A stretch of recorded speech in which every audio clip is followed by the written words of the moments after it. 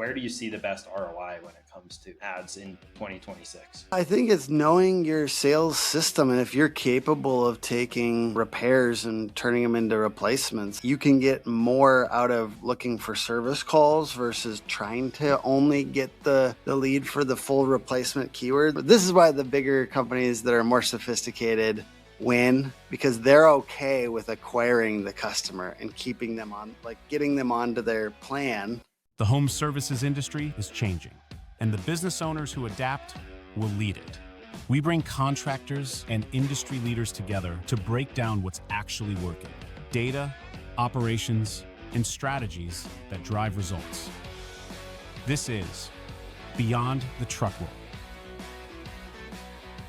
Welcome to Beyond the Truck Roll. Today we are talking about digital marketing. I'm Wes Friednash, I'm the host today. We have an awesome guest, Tim Brown from the Hook Agency. He does a lot of content, has a few podcasts, works with the HVAC industry and roofing industry, but really we're diving into digital marketing for the HVAC industry today. So just to set up and frame the conversation, most HVAC companies aren't really bad at marketing. They're just paying for clicks that never really turn into calls. Great websites, expensive ads, tons of traffic, and still that phone goes way too silent at times. So Tim is the expert today that we're going to dive into on website optimization, paid ads, SEO, and content. Tim, can you tell us a little bit about yourself and the Hook Agency for those of the people that don't know you? Sure. We're a Google marketing focused agency that helps people get leads when people are searching for a service like theirs. And it just so happens that home services and contractors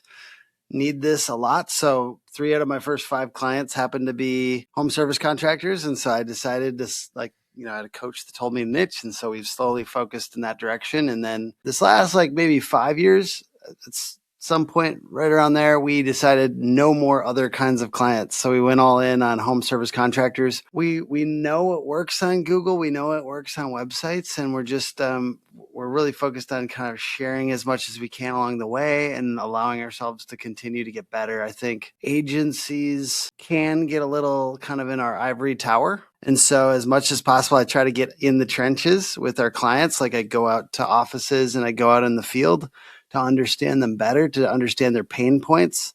And then we try to solve for that a little bit in the agency. But in the end of the day, I'm a marketing nerd.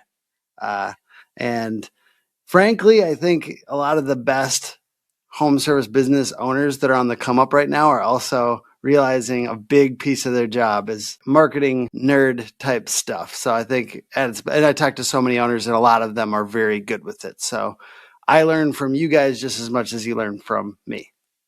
Yeah, and I think one of the coolest things about what I know about Hook Agency and how you operate is, you're very much a strong content person. For anyone that hasn't seen your stuff on YouTube, I think it just attracts a good type of contractor to work with you guys, just because you're trying different things when it comes to content, and I think that's really cool about you. Thank you very much. I think it's kind of like a craftsman should do his craft, right? I hear all the time, and I get it, the cobbler with bad shoes, whose kids have bad shoes. But from my point of view, it's just such a experimental thing. The internet and marketing is changing constantly, and it kind of hurts how fast it's changing. And if you're not constantly getting better as a marketer, you're not testing these theories and these things on yourself, because often we care the most about our thing. So if your thing is the way that you polish your skills, then you can apply it to clients. And I think it really does matter. You do want your marketer to be good at marketing themselves. It says something. Yeah, I certainly agree. Another question I had just before we start is, so the background of Hook, you're talking about how you went into the niche of the trades a little bit. I think for the first several years, I think you were in roofing primarily. How has the change in the addition to the HVAC side of the business been for you guys? And what do you see as the primary differences between a marketing need that an HVAC company has versus some of those trades that you used to primarily serve? Yeah, I love that question. Yeah, there's differences in that, the cost per lead is a little lower. The average ticket's a little lower. than like an exterior remodel, right? Service being that like you need to land and expand people from small repairs is something that frankly over to the roofing, like we're trying to share that over to the roofing side. Like they need to learn that better. And in a way, like HVAC companies are more sophisticated as far as knowing their numbers and being more technical, and sometimes even having a lot of great like strategies that they've already implemented, whereas roofers have been a little less sophisticated. So in a way, it's more fun because they know their numbers and we can really talk about real stuff. And it's also more challenging because they're more sophisticated. So they're going to hold us more accountable. I think that, there's also marketers that are going from the HVAC side over to the roofing side. And the tough part for them is like, it's hard sometimes to work with unsophisticated clients because it's like you can have the greatest metrics, but if they don't know how to look at them, that's tough. So frankly, it's been a little bit of a breath of fresh air, just having a little bit more sophisticated clients. And a lot of you are like, keep on going, know your numbers and like study this stuff. And frankly, you should be a good marketer too. Like you shouldn't just delegate and hope it goes away, because it might. So let me ask this. Why do you think it is that HVAC contractors are a bit more sophisticated than other trades companies or trades types? It's partly because the more technical work that's happening with HVAC units. So a lot of the people that came from that are a little bit more. I'm trying not to insult roofers. They come from a little bit more sophisticated of a craft. That being said, once I've started to look deeper in the details on roof, like every craft is hard, right? Like there's a lot of math to roofing, unfortunately. I'm like, oh God, why is there math? And there's a lot of math to all these trades. So like, it's funny that people look down on trades a little bit sometimes. And I'm not the first person to say that. Like technicians will say that about being in the home, that some of these people like that make less than them, like kind of like look down their nose at them. And you're like, if only you knew how much I was making. But it's funny that people do because these are very technical crafts. Like all of these trades have a lot more math and things than you'd think sometimes. I think to be a real expert in any one of these things takes a lot of, maybe even more brains than I've got. I don't know. I mean, I'm not a technical person like that. They have hard jobs. I think like we get to support them and see their growth, but they do the hard part. So I think getting into today's topic, which is digital marketing, just various aspects of digital marketing. I'm going to frame a question for you, and I would love to hear you talk about, but like, what do most HVAC contractors misunderstand about digital marketing? And then follow up would be, how should HVAC owners think about digital marketing as a system instead of just like piece by piece? The first one being, I think a lot of people want it to pay to go away. Like a lot of things, you can kind of pay for something and then it just gets done and it's done well, right? And if you have a really good partner, that is ideal. However, where I see most people get burned is there's not a little bit of like monitoring to make sure that it's done well. And like you're like 6 months, 9 months down the road and you haven't been looking closely at what's like, I think ultimately a good marketing provider will give you evidence to all the work that's done and kind of educate you a little bit about why we're doing certain things. And I think that, so just being there, being present and not being like totally abdicating responsibility. Because if we're not taking some responsibility, then we're not going to like give them the things they need to do a great job. I would assume some of the companies you work with were doing marketing on their own. What are some of the biggest challenges you see? So yes, on their own, really not going hard enough. Man, you got to do a lot of things. And I think like people think that they're going to find some magic bullet. And like even me as a marketer who studies this constantly, there's no magic bullets. I'm doing 20 things and I'm trying to do 5 of them really, really well. Right. And I think doing 20 things as experiments over your first and second and third year is a good way to like, you got to figure it out. And then you find the ones that kind of hit and then you double down on those.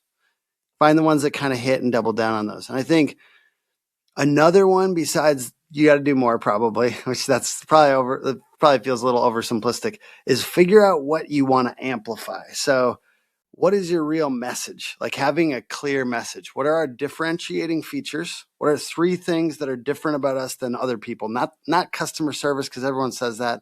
Not craftsmanship, because everyone says that. There's tons of stuff people say too much. So look at your reviews, find unique words that more than one person has said, and get those as your sticky words that you're going to repeat constantly and everywhere. And then pour money on the fire. Get the fire first. A lot of people just start throwing money at stuff and they have no real message. There's no differentiating features. And besides 3 differentiating features, not 50, because no one can remember 50 things, but if you get 3 things and you talk about them constantly and everywhere, and then brandable chunks, which is like, got a roofing company I'm starting. We give a hoot. The wise choice. I like that. Protect your nest. Those are brandable chunks, like things we're going to repeat constantly and everywhere, right? It's figuring out what your differentiating features are, and then they're kind of like slogans. But I think one slogan nowadays is not, for most of us, I don't think that's just the only way to go. Plus, out of 3 to 5, you might find one that really goes hard, right? You might find one that everyone talks about. So it's like do 3, 5 of brandable chunks and then repeat them, put them on your yard signs or on your truck wraps or on a billboard, and then figure out which one like people get stuck in their head and then repeat constantly and everywhere. So brandable chunks and key differentiating features. And then, like, when you're talking about brandable chunks, I think it's interesting because everyone remembers growing up and hearing like the different commercial jingles that all the companies have, and even some of the local ones. Like I know here where I grew up in Colorado, and you're from Minnesota, so I think like the Shane Company is there, and Oh yeah. like Oh yeah. everyone knows that jingle and their branding, and I think that's a really interesting piece that I wasn't even going to ask you about today, but it's really important. And you did mention that you had a roofing company you're starting, and so you had all these owl type. Is that right? Yeah. Like, what's the roofing company called? Yeah, it's called Owl Roofing. Yeah, that's an important to understand the brandable chunks. That's a very important feature there. And So you had the obviously chunks there. You didn't have the name.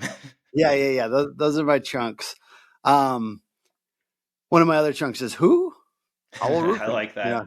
Like, which honestly, I've found that when I've been using it more. I'm like thinking like if I had a billboard, I'd just like put who and then just put small Owl Roofing. Like I like the idea of like a little bit of curiosity or something. You can do I some just fun think, things with the vans, right? yeah. Like the van wraps.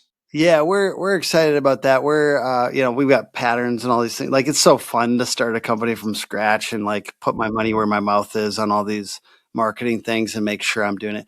I've been doing that with my marketing agency, right? I've been trying to experiment and show the principles with what we're doing for ourselves too. And then I think this just gives me a little bit more of an ability to test things that aren't our services right now, and see how they work really.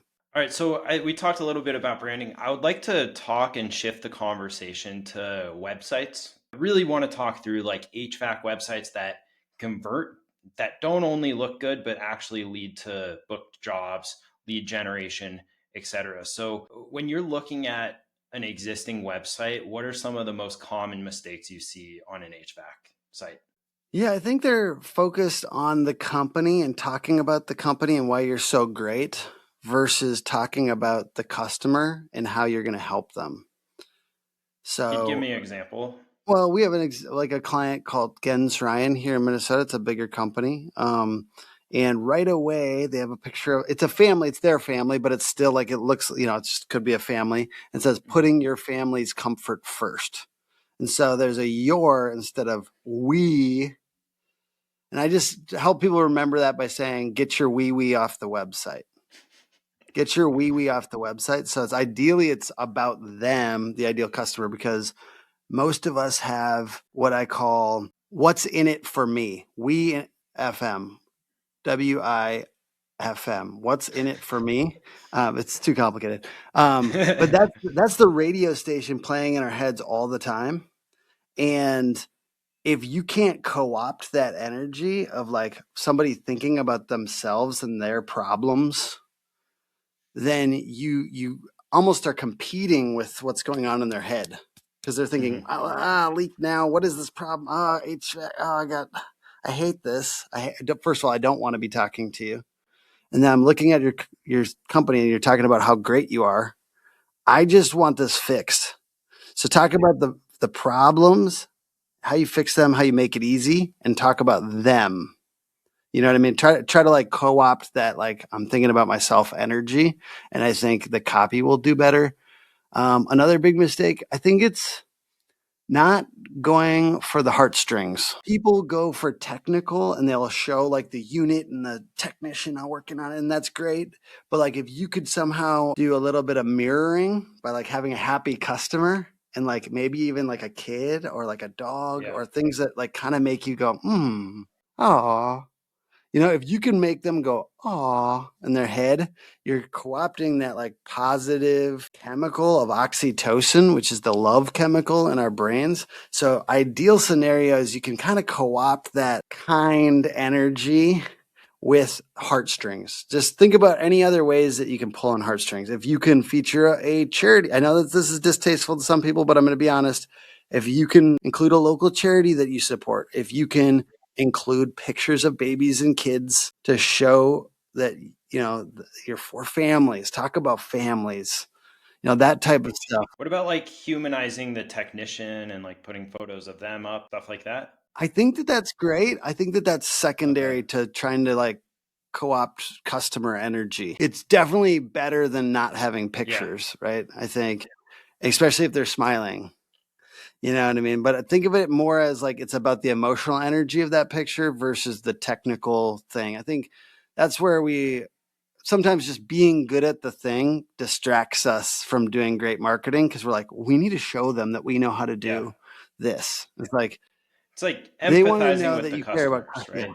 Yeah. Okay. Yeah, exactly. So I think those are kind of like the biggest things I see off the bat that kind of go wrong with websites. On the technical side, how important can things like speed or becoming like bookable on their website or stuff like that play into the customer Yeah. experience to use that website to lead to a conversion? Yeah, I would say at this point, most people's websites are not too slow. I know that that's like a thing website companies like constantly barrage you with. You're like, your site's too slow.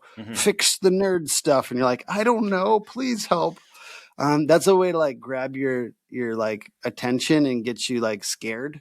Yeah. But most people's websites are fast now. And if not, you can use things like a caching plugin on WordPress, or, you know, there's a few other plugins out there to make your website faster. It is important, but once it's loading faster than 3 seconds, you're good. It's not going to stop your SEO or your, you know, your conversion too much. What about? And I hope somebody disagrees in the comments because we really need to get these comments going. So Another like follow up on that, on a call to action or like how to engage with the HVAC contractor, like what is the most important thing that leads to success, do you think? Is it having like a contact us form, or is it a phone number? Or is it like an online booking widget? Like what do you see as the best practice? Yeah, I would say either schedule or call. And having a call to action there, you know, whether you're going to a Service Titan widget or a House Call Pro or something like that. Thinking about it, most 70% of the people are on your HVAC website are probably coming on mobile. And like having, like what we do is we have a little bar at the bottom a lot of times with the phone call button like in the middle. So it's like the main thing. And then like the schedule online thing down there too. So it's not that far away from your thumb. And we've just like done user testing on different things. And we're learning more and more how to do this better. Like we're doing conversion rate optimization on our clients' websites and then applying those things to all the other clients. So schedule and call probably, but the real thing is knowing what your main one or two are going to be and then pushing people constantly to those, not having 5. Yeah, you want it to be simple. You know, when people get very successful, they're like, let's throw in e-commerce. Let's do this. Let's do that. Like they got 5, 6 different call to actions and the customer doesn't even know what you want them to do. Yeah. I think making it clear what you want them to do. Yeah. Like making the next obvious step really bold and simple and not cluttering the page with too many things, which I have to be honest, for our clients, sometimes they win over us and they get more call to actions than we'd prefer. But if I could like recommend something, it would be like choose two and make them really bold and obvious, and then kind of play everything else down a little bit. How do you feel about these like AI chat bots and AI agents that stick on the ding the website when you land on it? Like what do you Mm. feel about those? Yeah, I wouldn't mess with them like if I was a homeowner on a website. So I'm not sitting there constantly recommending them. We do implement them for some clients. I just try to go for like, come talk to us because we can actually like convert you better than frankly anything on AI. And like call us, like talk to me. Like if we get our CSRs trained and we get, I'm still not of the mind that everyone should be like running to put like make AI the primary voice thing either.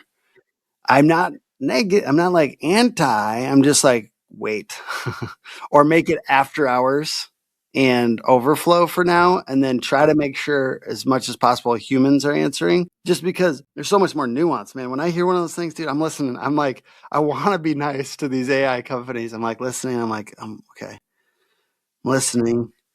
I'm like, it just doesn't, I would not want this if I was a homeowner. So that's all I care about. Like as a homeowner, what do you want? What would you prefer? Do you want to, I mean, I'm not trying to rip on these AI companies. I think they have their place, after hours, overflow, etc. I think that's how a lot of HVAC contractors start with them and dabble with them to see if they work well. And some expand with it, some keep it as is. And uh, there's a lot of different ways to implement that stuff. And we see a lot of various strategies. So it's interesting. I was And just, by the way, yeah.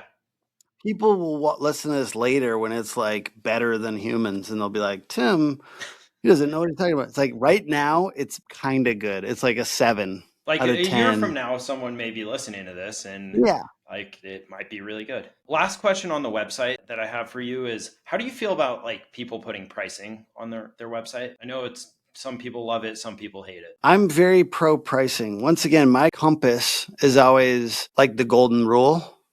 Like, what would I want as a homeowner? And I believe that that helps our reputation when we follow the golden rule, and that matters. So sometimes it might not be the most like, oh, you're not going to get the highest conversion rate from putting pricing information, even if you just have to answer what drives the price up and down. I'm not saying you have to put every, here's the range. It's 8,000 to 13,000 for every HVAC unit. Like I'm not saying that.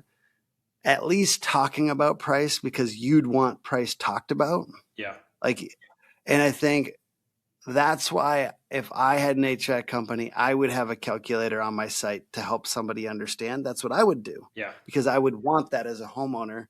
And it would also give me a chance to get their contact information sooner before they've all made a decision to commit. Yeah. Because the ideal calculator grabs the information at the beginning, and then at least I have this like semi-warm lead. And I think that it's a tool, like, and it's a little bit more sophisticated, and it says something about your company that you have it, even if they don't use it. And I think you just have to say, this is a rough estimate, and we'll give you a specific estimate. There's chances are that there's something else that might need to be replaced in your house that would drive up the cost, or something else that would drive down the cost. But here's an opportunity to get a general idea. All right, shifting topics here. The next thing I wanted to discuss with you is just like the landscape of paid advertising. Would love to get into like what works, what doesn't work, how people should be spending their money, and then would love to also get your thoughts on how AI is changing this up. And so my first question for you when it comes to paid ads is where do you see HVAC contractors wasting the most money on paid ads? And like how can does it differentiate based on location, or is it just like mistakes that people make on their own? Yeah, a couple things coming to mind right away. Big one is not answering the phone, not taking care of those calls. Another thing is not adding negative keywords, things that you can find like it's hard to do actually, and it kind of takes a little bit of like consistency of like putting in negative keywords for if you don't want to have calls from competitors. putting in those, it's hard. You have to put in all the negative keywords that you're getting calls for. It takes a little bit of time to work out. And then I think it's not having like matching landing pages for the campaigns. It's the message match from the ad to the page. And a lot of times people are sending that traffic to like their homepage or like basic stuff. And what we've found is you get a much better result if you send them to a PPC specific landing page. We get rid of all the menu items up at the top. We're essentially like call us, make like schedule or do a form fill, but like it's not linking off to a bunch of places. So in our experience, it's really having dedicated landing pages for your PPC stuff and like making sure that you're guiding people there instead of to the general website pages. And then when it comes to just like ad spend on different channels, where do you see HVAC contractors get the best ROI? Let's assume that they're answering the calls and have a good system in place for this from the CSR side to scheduling the job. So like where do you see the best ROI when it comes to ads in 2026?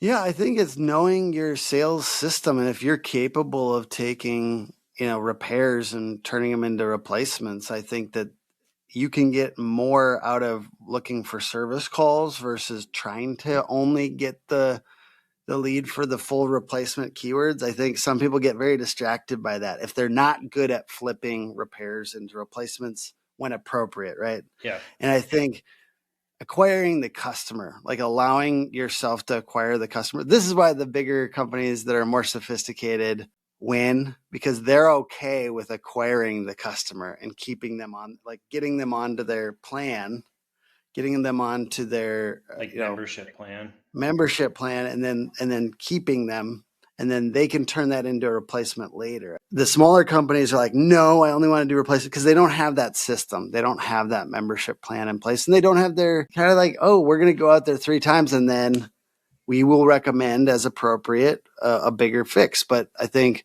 knowing that is an opportunity to create trust long term, and I think it drives down your cost per lead and your ability to do better advertising if you know how to do it. And that's why these bigger companies win. And I think not getting mad at them, sometimes like we call that private equity. Sometimes that's private equity stuff. It's like, it's not all private equity. Sometimes it's just bigger, more sophisticated businesses, and they've learned these systems, and we should learn from them. I think that's the thing I don't like when everyone is constantly talking bad about private equity is like, watch. Stop talking. Yeah, learn for 1 second and watch how good they're doing certain things. I'm not saying everything. I'm not saying you have to have a separate comfort advisor, white shirt guy, but watch some of the things that they're doing and like, what are they doing that you could learn from? Yeah, it's interesting. I wasn't even thinking that we were going to talk through like memberships or anything today, but what we do as SmartAC, I think, ties so strongly into marketing, top of funnel like development, just because you're talking about how the more sophisticated companies are okay with not selling that replacement right away. Like they value importance of let's build the relationship and trust over time, because if you're out there servicing an 7, 8, 9, 10-year-old system, like, at some point that system is going to be ready for a replacement. And if you're building a good relationship with them on day one, they're going to come back to you as long as you have the proper retention marketing in place. Maybe you have the right membership in place. And that's like why we exist, because we do see that these day one calls don't often turn into anything. And so, or anything big from a revenue standpoint. And so it's interesting you talked about the lifetime value. Another question I have for you, how do you determine like ad spend and ad strategy, and how does it change between like a peak and versus like a shoulder season? This is an interesting one because I might have differing opinion than a lot of people. Okay. Well, and I'm scared. I'm scared that some people will disagree with me adamantly, but nonetheless, it's my opinion. Let's hear it. Hot take. I think like it's best to take while the taking is good. I think like we've all seen that with this last few years where it goes up and down, and you got to take what you can take. Now, does that mean occasionally this is part of why it's spicy, that you will have to trim when you're in shoulder seasons or you're in down times? Yes. And I'm not like this heartless guy that believes that like you should be constantly looking at it that way, but I do think the ability to scale up and scale down is actually really important, because there's times we had this COVID boom almost with home services, and the ability to like, before it gets bad, trim people. And it's no one's fault. It's just what it is. It's trim a bit, trim the 3 that you're already thinking about, trim them. And I think that like, why does this matter for this conversation? It's like marketing hard when the getting is good.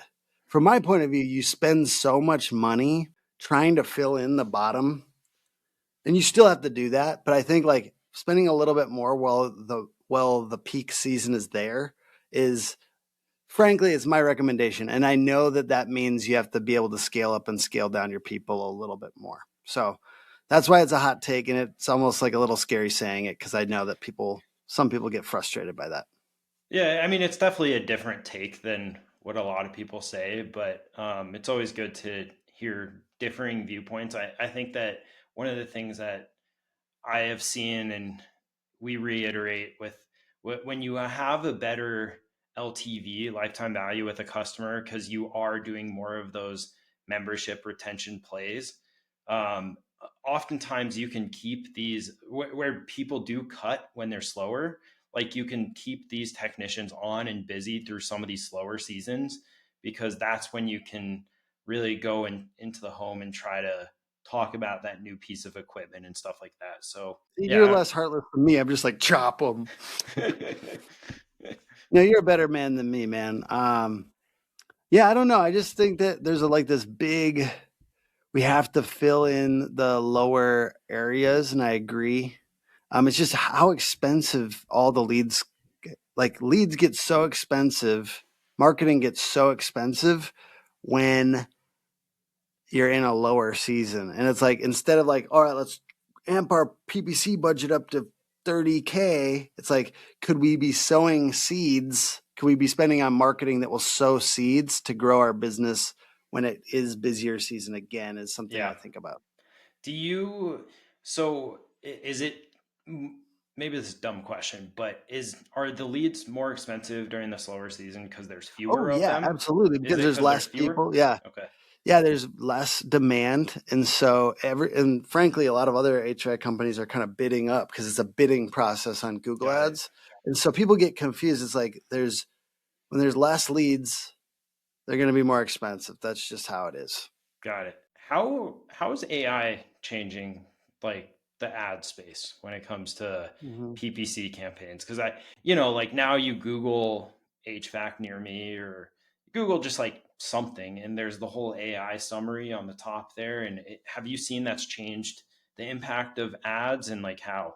Absolutely. I think that honestly, more than ads being affected, like organic has just been kind of down across the board for a lot of people. And I think like marketers are probably like reluctant to talk about it openly, because that's our business, and is Google dying and all these things. It's like, well, search volume is up. So it's really 0-click searches that are happening, where they're coming and getting the answer from the AI overview. And so what does that mean? Well, it means we're going to have to find other ways to get those clicks, right? We had to figure it out. But it's interesting because it doesn't always correlate perfectly to leads being down.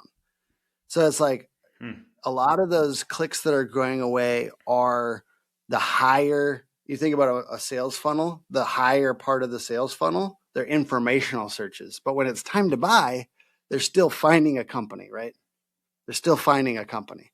So clicks might be down on the top of the funnel, but it doesn't mean that your leads always have to be down the same amount. And I think it's like looking at it the way that like we still want to be visible in those like snippets and the AI overviews and things like that. And we still want to be visible in ChatGPT. Interestingly, all the stuff that we've done for SEO still, positively affects AI. Like it positively affects those overviews. It positively affects ChatGPT.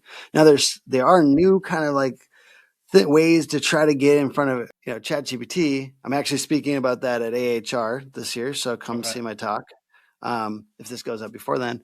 But really, the cool part about ChatGPT is the clicks are like 4 times more likely to convert. Wow. And why? Why would Yeah. you guess that's the case? I honestly have no idea. So I think people are thinking, and this is a guess. Apparently, like I think people are thinking like there's been more research done for them. So they're like this. It's like an assistant kind of that's helping them narrow down choices and then give them something. And so right now we're in this age where people are trusting ChatGPT a lot, and maybe that will change as they introduce advertising over this next probably a year.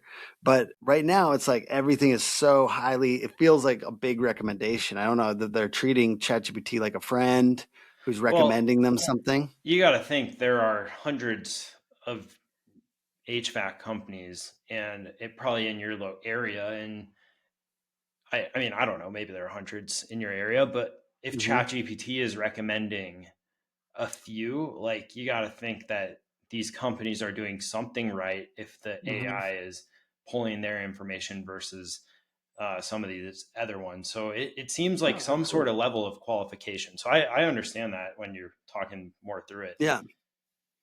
So that's good, but still, it's less than 5% of clicks on the internet. So and Google's like 50. So I think it's also people need to see it in perspective.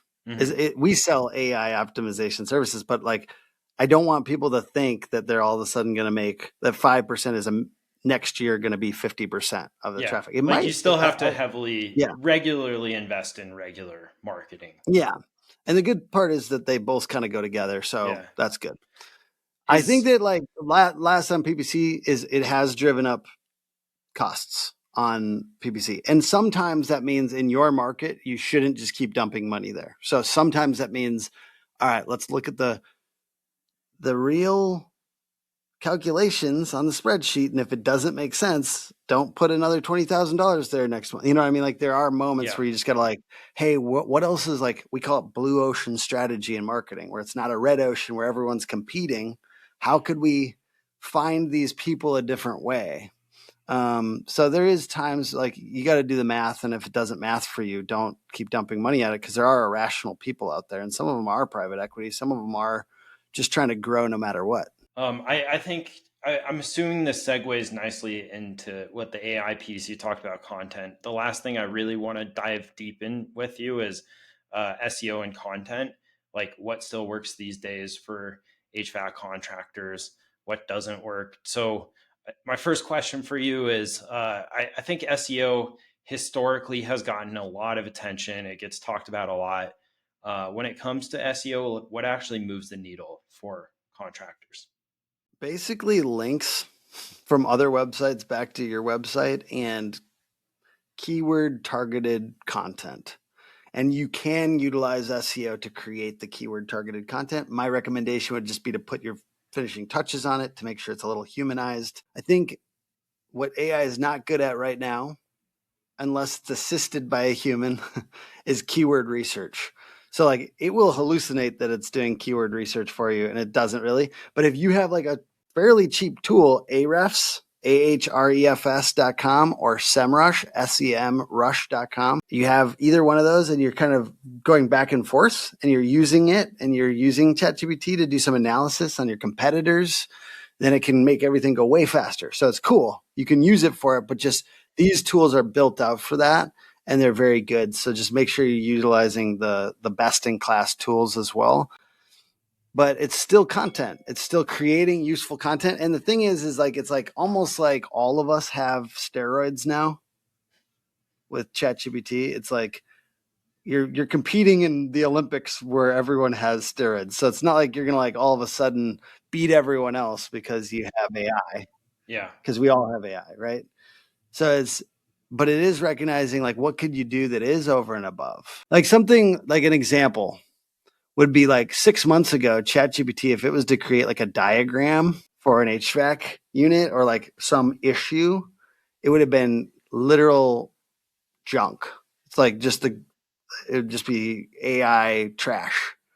But like as of a month ago, you could make really nice diagrams and you could say, give me this particular problem on an HVAC unit and show me, like, make the issues visual and then make it a diagram for homeowners.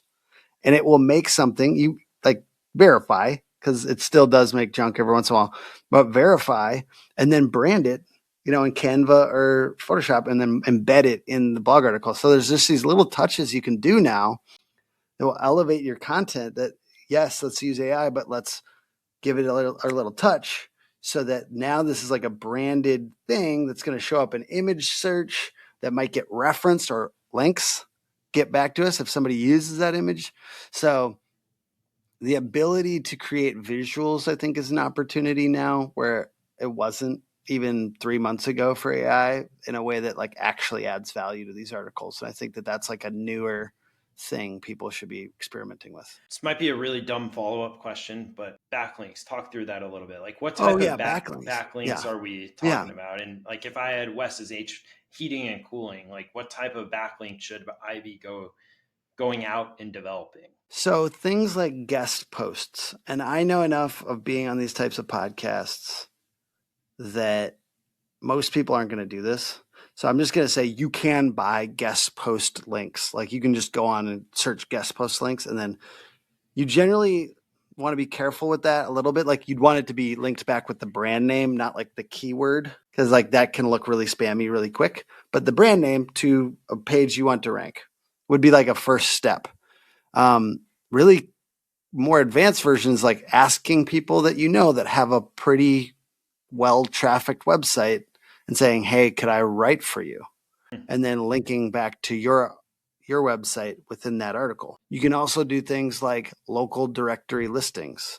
And if you've done some SEO, that's usually the first thing they do. So you probably don't need to if you've done some SEO. But if you're on your own and you're starting out, getting like 100 local directory listings would be a great place to start. Got it. So maybe we should have you guest post for us. Oh, I would love to guest post for you. Also, if this goes on your website, could you link back to Hook Agency? Yeah, for sure.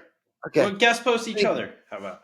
Yeah. Well, see, there's another thing is actually, I probably already have, by the way, but if it's a reciprocal link, this is just one more thing. Like you're kind of negating. Oh, okay. Because it's like I vote for you, you vote for me in the class, president contest or whatever. Yeah. So now we just both just like got it. Okay. So it doesn't completely negate it in this case. It's an imperfect analogy, but it definitely diminishes it quite a bit. So just so people know that you can't just go out and be like, you give me a link, I'll give you a link. Like if you do that a lot, it doesn't work as well. But the last thing I'll say about that is websites that have more traffic, their votes matter more. So when they link to your website, it matters more. And when it's on the front of the website, it matters the most. And if it's buried in a page way deep in the sitemap, it matters way less. And if it's at the top of the page, it matters more. And if it's at the very bottom of the page, it matters less. And if there's a ton of links on one page, it matters less. And if there's one and it's to you, it matters a lot. So that's the like real quick. And last thing, sorry, this is way into nerd territory. And I apologize, everyone, but this is hopefully useful. The text that's linking to you matters.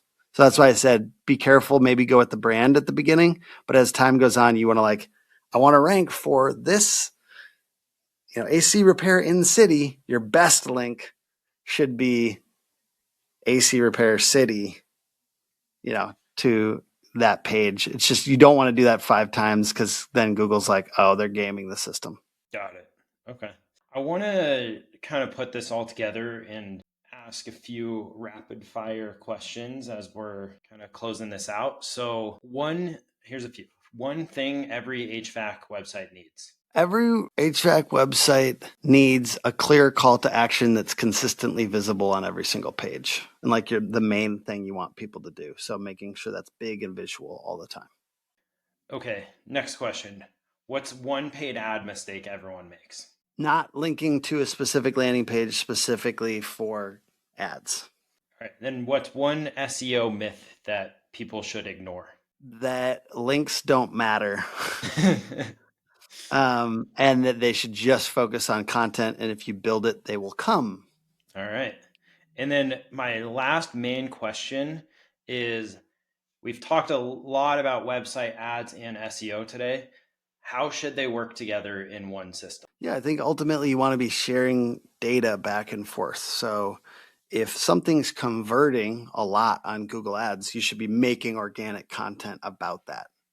And sometimes you see a bunch of volume for a keyword and then, like questions to ask your HVAC company would be like an example. Like there are a lot of people searching that, but maybe we wouldn't have found that if we wouldn't have looked at the Google Ads and said, oh, why are there, we're coming up for this. There's impressions. Let's turn that into a blog post. So that ability to share data back and forth, and vice versa too with organic. If you see things converting, maybe you target those keywords. But I think it matters most when it comes from PPC, because you can see like where the lead.